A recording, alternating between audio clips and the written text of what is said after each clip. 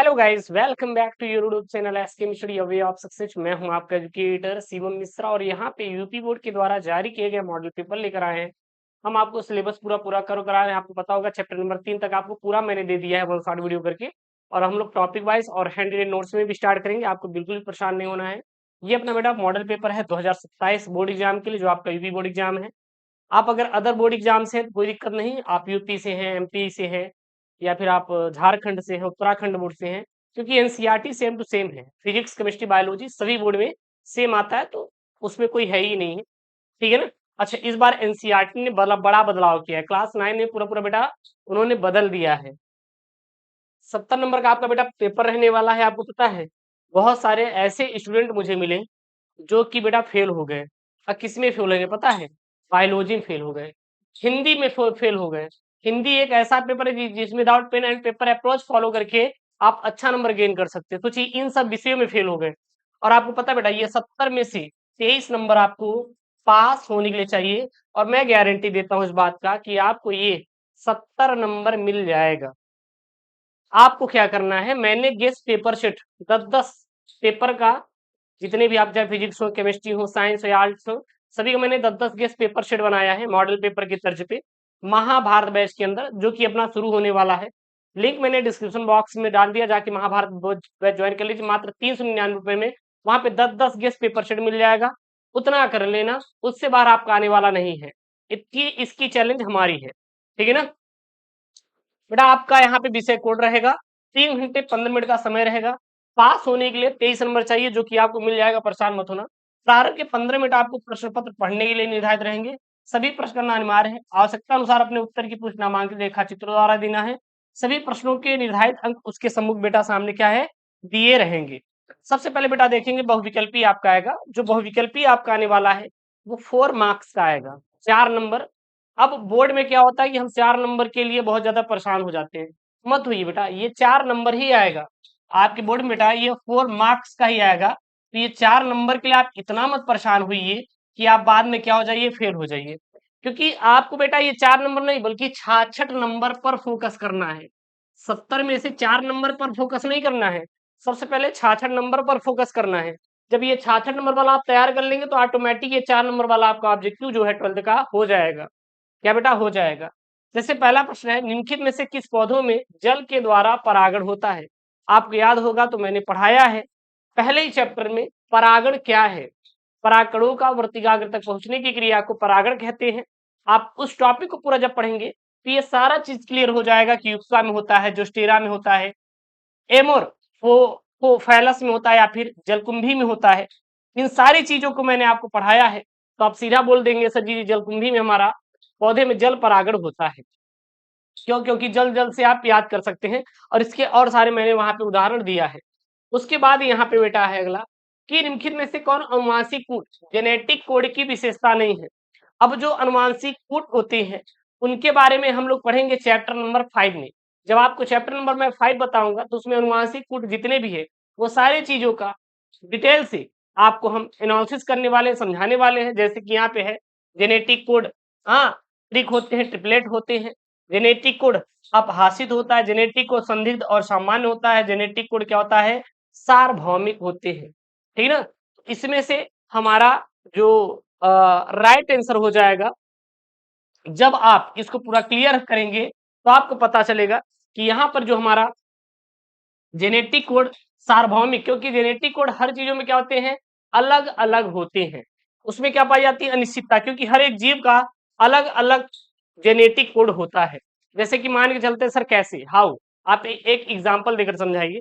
जैसे कि मैं हूं, मेरे बाल शायद झड़ सकते हैं, और ये क्या हो सकता है, वंशागति हो सकता है। किसी का बाल नहीं झड़ सकता। बहुत लोगों के जो आंखें होती है वो नीली होती हैं। और अगर हमारे गांव में एक थे, मतलब मेरी फैमिली की थे, हाँ, कहते नहीं काकी लगती थी, ठीक है ना, अब तो नहीं है। तो एक पंडित जी आए, हाँ, क्योंकि आपको पता होगा हम भी मिश्रा ही हैं। तो पंडित जी आए वो, और वो भागवत कथा सुना रहे थे। हालांकि वो खुद बाद में किसी कारण के बस उनको कुछ हो गया था, निपट गए थे। बट उन्होंने कहा कि आप अगले जन्म में क्या थी, आप सांप थी, सांप हैं। भाई साहब उससे क्या लेना देना, अगर उनकी आंखें जो हैं नीली हैं तो उनको सर्प बना देंगे साहब। अरे इतना भी नहीं बोलना चाहिए सर। और वो बोला, अब फिर कहे कि मतलब वो कहे उनको कि आप आने वाले 1 सप्ताह के अंदर आप निपट जाएंगी। भाई साहब रोना पीटना शुरू है, रो रही है कि भैया अब 1 हफ्ते ही इनका जीवित रहना है। हालांकि वो उसके बाद भी 3 सालों तक जिए, लेकिन हमारे जो वो थे, वो साहब जी निपट गए 1 महीने के अंदर। वो अलग लेवल के बंदे थे बेटा। तो ये सारी चीजें हैं ना। तो अपने दुनिया में बहुत कुछ है। देखिएगा, आप सभी धर्मों का पालन कीजिए, सबका रिस्पेक्ट करिए। और लेकिन कुछ लोग ऐसे होते हैं जो कि किसी चीज को बहुत बढ़ा चढ़ा के बोल देती है, हालांकि नहीं उसमें बोलना चाहिए। यहाँ पे सूची 1 सूची 2 को आपको मिलान करना है, मतलब देश का नाम दिया है, नए विलुप्त जातियां दी हैं, और इस प्रकार से इस बार यूपीएससी में प्रश्न भी पूछा गया था, ठीक है ना।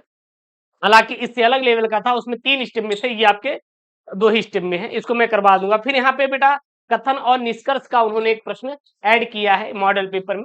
इसको जब हम लोग पूरा पूरा करेंगे, जब पढ़ लेंगे चैप्टर नंबर 5 में, तो ये आप पूरा पूरा बता देंगे। उसके बाद यहाँ पे अतिलघुत्तरीय प्रश्न है, 1-1 नंबर के, बहुत सिंपल सिंपल प्रश्न दिया है कि किस पौधे के बीज में परिभ्रूण कोष पेरिस पर उपस्थित होता है, उस कोशिका का नाम बताइए जो एंड्रोजन नामक वृषण हार्मोन्स को संश्लेषित व स्रावित करता है। अच्छा, वृषण हार्मोन्स आप चले जाइए चैप्टर 2 में, 160 में जब पढ़ेंगे तो उसमें मैंने बताया है पुरुष जननतंत्र के बारे में, उसमें इसका पूरा पूरा मैंने वर्णन किया है। फिर जैव विकास के डार्विन सिद्धांत का मूल तत्व क्या है, और फिर ये अपना अनुक्रम वाला है, ये भी मैं आपको करवा दूंगा। फिर पृथ्वी का फेफड़ा किसे कहा जाता है, ये है। उसके बाद लघु उत्तरीय टाइप 1 प्रकार के, ये 3-3 2-2 नंबर वाले होंगे शायद, हाँ 2-2 नंबर वाले हैं। जैसे बिंदु उत्परिवर्तन क्या होता है, इसका उदाहरण। मानव जीनोम प्रोजेक्ट, ये सबसे इंपॉर्टेंट वाला सवाल है, हर वर्ष आता है। किन्हीं 2 विशेषताओं का उल्लेख कीजिए। रोगों का जैव नियंत्रण के रूप में प्रयोग होने वाले किसी एक जीवाणु और एक कवक का नाम लिखिए। रीबेक पोपर परिकल्पना को किसने दिया था, और इस परिकल्पना के आधार पर पारितंत्र में मुख्य जातियों की तुलना किससे की गई है। किसी भी पारितंत्र ऊर्जा में ऊर्जा का पिरामिड सदैव सीधा होता है, ऐसा क्यों। मैंने ऊर्जा का जब पिरामिड आपको पढ़ाएंगे, उसमें ये सारी चीजें क्लियर हो जाएगी। हालांकि हम मॉडल पेपर ये 1 से 2 दिन के अंदर सॉल्व करके पूरा आपको दे देंगे, आपको परेशान बेटा नहीं होना है। उसके बाद लघु उत्तरीय टाइप 2 प्रश्न आएंगे 3-3 नंबर के।